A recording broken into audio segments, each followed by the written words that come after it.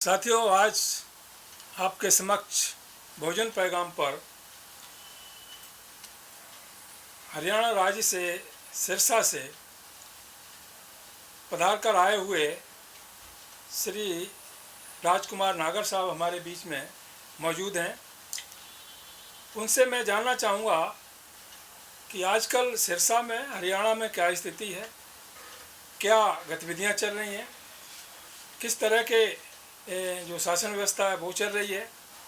इसके साथ साथ मैं उनसे जानना चाहूँगा कि 8 तारीख को ऑल इंडिया भोजन एकता मंच के माध्यम से जो एक नेशनल कन्वेंशन होने जा रही है, उसमें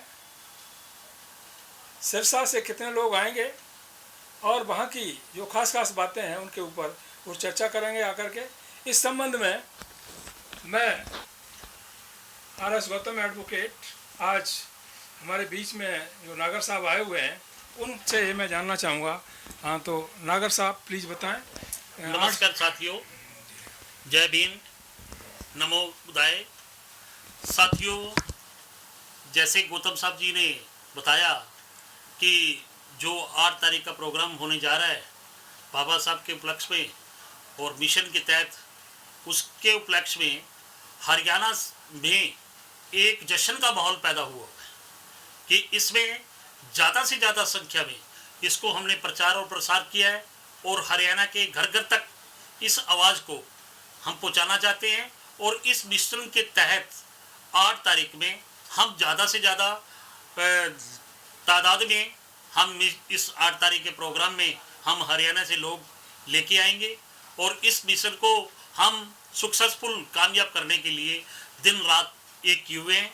और इसको जब तक हमारा ये मिशन बाबा साहब का जो सपना था वो जब तक हमारा पूरा नहीं होता, जब तक हम इसको आगे बढ़ाते रहेंगे और गौतम साहब के आशीर्वाद से हम इसको आगे बढ़ाते रहेंगे। थैंक यू नागर साहब। आपने 8 तारीख के प्रोग्राम के बारे में और बाबा साहब के मिशन के बारे में जो अपने विचार व्यक्त किए हैं, ये विचार अब भोजन पैगाम यूट्यूब चैनल के माध्यम से पूरे देश में जाएंगे और शायद एक नया संदेश समाज में फैलाने की कोशिश करेंगे कि हरियाणा दिल्ली से हालांकि ज़्यादा दूर नहीं है, लेकिन फिर भी सिरसा बहुत दूर है, वहाँ से कितने लोग आ सकते हैं और इस मिशन के प्रचार प्रसार में लगे हुए हैं, तो इसका असर पूरे देश में पड़ेगा। मैं आपका तहे दिल से आभार प्रकट करता हूँ और उम्मीद करता हूँ कि इस मिशन को आप जरूर आगे बढ़ाएंगे। साथियों, इसी संबंध में हमारे बीच में श्री इंदर सिंह जी जो रोहिणी से आए हुए हैं, मैं उनसे भी बात करना चाहूँगा और उनके भी इस सब्जेक्ट पर विचार लेना चाहूँगा। वो एक टीचर हैं और सुलझे हुए व्यक्ति हैं, समाज सेवी भी हैं और आज भोजन पैगाम पर वो आए हुए हैं, तो मैं उनके विचारों को भी आज देश में पहुँचाना चाहता हूँ। तो इंदर सिंह जी, 8 तारीख के बारे में और बाबा साहब के मिशन के बारे में आप क्या कहना चाहते हैं, प्लीज़ संक्षेप में बताइएगा। जय भीम। मुझे जानकर बड़ी खुशी हुई कि 8 तारीख को बाबा साहब के मिशन पर ये प्रोग्राम होने जा रहा है। तो मुझे रात को अपने वकील साहब हैं गौतम साहब, इन्होंने बताया कि भाई आप यहाँ हो, तो इसलिए मैं आया और मुझे बहुत अच्छा लगा। और मैं चाहता हूँ सारे लोग अपने तन मन धन से इस चैनल से जुड़ें और ये पूरी बात हमारी सारी दुनिया में जाए कि किसी के ऊपर कोई अत्याचार ना हो। इस अत्याचार को रोकने के लिए सभी संगठित रहें और इस चैनल के माध्यम से पूरे दुनिया में पता लगना चाहिए कि यहाँ भी ये किसी पर अत्याचार की घड़ी प्रकट ना हो। ठीक है इंदर सिंह साहब, आपने अपने विचार जो व्यक्त किए, आज इन विचारों को पूरा देश सुनेगा, जानेगा और उनको फॉलो भी करेगा। एक चीज़ और जानना चाहूँगा नागर साहब, काफ़ी समय पहले से जो ज़रूरत थी कि कम से कम देश में हमारा मीडिया नहीं है, सोशल मीडिया के माध्यम से जो जानकारी प्राप्त हुई है उसी से हमारा समाज जागृत हो रहा है। हम चाहते हैं कि NCR दिल्ली में कम से कम एक जगह तो हमारा एक मीडिया हाउस बनके तैयार हो, विधिवत रूप से चले, जिससे देश का हर नागरिक जो बहुजन समाज से ताल्लुक़ रखता है उसमें जुड़ सके। हालांकि इस प्रोग्राम को चलाने के लिए माननीय कांशीराम साहब ने 1990 के दशक में नोएडा में 1 एकड़ ज़मीन परचेज की थी, लेकिन वो काम उस समय नहीं हो सका, लेकिन अब वो होने जा रहा है। इस संबंध में आप क्या कहना चाहेंगे नागर साहब? साथियों, जैसा कि गौतम साहब ने अभी बताया कि मीडिया हाउस की आज बड़ी हमारे समाज, हमारे देश, भारत को आज हमारे मीडिया हाउस की बहुत ज़रूरत है, क्योंकि ये गोदी मीडिया है, ये हमारी आवाज़ को दबा देता है और हमारी आवाज़ को आगे नहीं पहुंचने देता। साथियों, अगर 14 नवंबर की बात आ जाए, 14 नवंबर के दिन भी हमारे लाखों की तादाद में लोग इकट्ठे होते हैं, लेकिन फिर भी हमारे दिखाते क्या है, 5,000 4,000 लोग दिखाते हैं।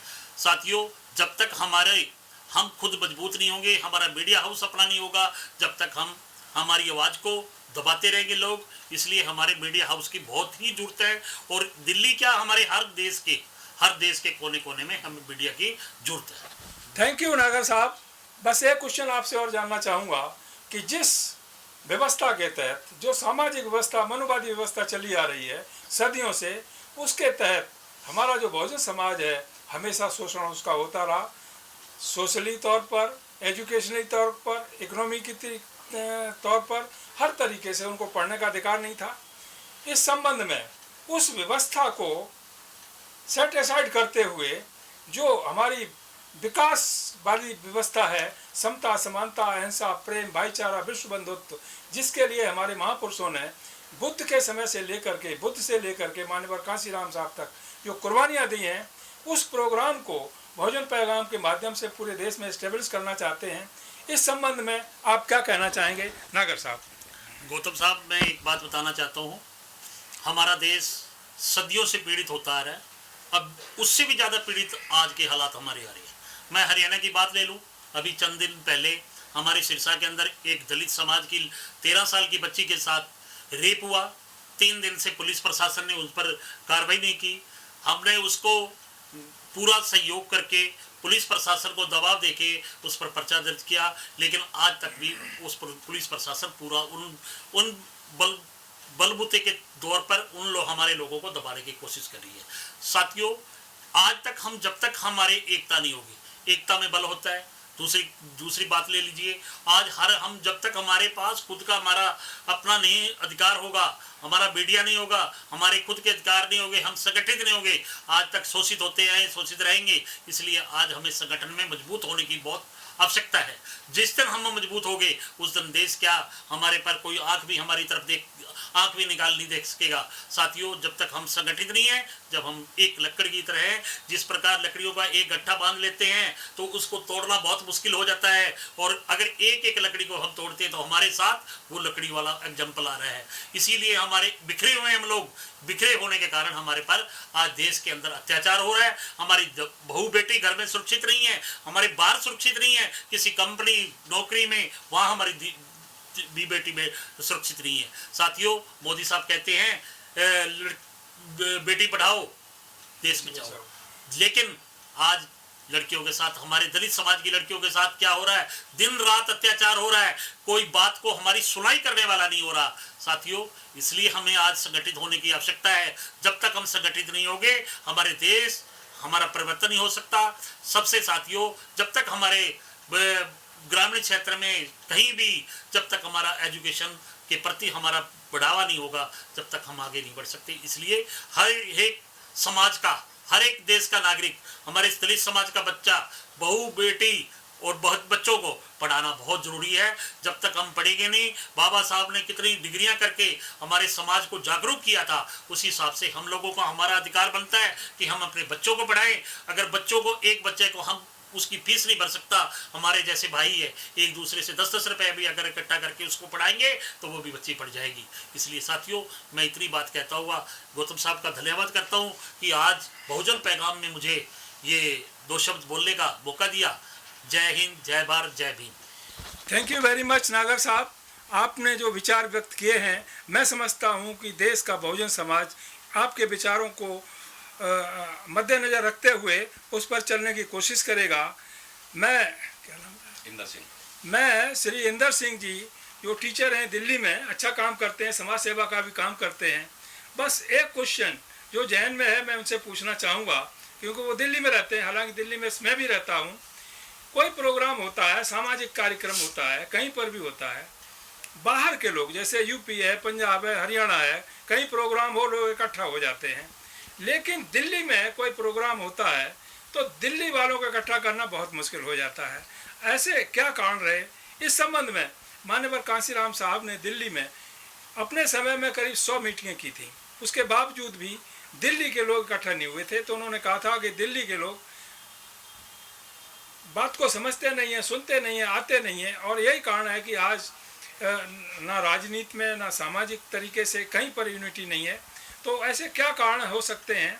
क्योंकि आप शिक्षा विभाग से जुड़े हुए हैं और आपको काफ़ी इस संबंध में तजुर्बा भी है, नॉलेज भी है, तो मैं आपके विचार जानना चाहूँगा कि आखिर दिल्ली के लोग, कोई प्रोग्राम दिल्ली में ही हो, बाहर तो ये जाते नहीं हैं, दिल्ली में भी इकट्ठा क्यों नहीं होते? इस तरह के क्या कारण हैं? क्या आप बताना चाहेंगे इस संबंध में, जिसकी वजह से जो कम से कम दिल्ली वासियों पर इसका असर पड़े और वो कम से कम थोड़ा अनुसरण करके जहाँ भी कोई उसके कॉमन कॉज के लिए कोई प्रोग्राम होता है तो उसमें जुड़ सकें? माननीय श्री इंदर सिंह जी। गौतम जी ने बहुत अच्छा क्वेश्चन किया, इससे मैं बड़ा प्रभावित हुआ। सबसे बड़ी दिक्कत दिल्ली के अंदर क्या है? जाति को छिपाना। लोग जाति को छुपा करके बताते नहीं हैं पड़ोस में कि मैं इस जाति का हूँ, कि मैं इसका हूँ, इसलिए लोग संकोच करते हैं। अब फ़ायदा तो सब लोग उठाने के उसमें रहते हैं, पर आपस में यही नहीं पता चलता कि ये कौन सी जाति का व्यक्ति है। उस समाज से जुड़ने के लिए हिम्मत जुटानी पड़ेगी। अब पहला जैसा समय नहीं रहा, हर चीज़ को, हर आदमी को अधिकार है अपना बोलने का, समझने का। अब मैं ज़्यादा नहीं जानता, गौतम साहब से जुड़ा हूँ तो मैं वैसे भी सामाजिक काम बहुत करता हूँ। किसी की कोई परेशानी हो, निस्वार्थ सेवा भाव से सब करता हूँ और लोगों की मदद करता हूँ, दूर दूर जा कर के भी, यहाँ पर हो चाहे उत्तर प्रदेश हो या हरियाणा में हो या राजस्थान हो। मैंने बहुत सारे ऐसे काम किए अपने लोगों के लिए, दूसरों के लिए नहीं मेरी मानता, पर अपने लोगों के लिए बहुत ज़्यादा मैं करता हूँ और करता भी रहूँगा।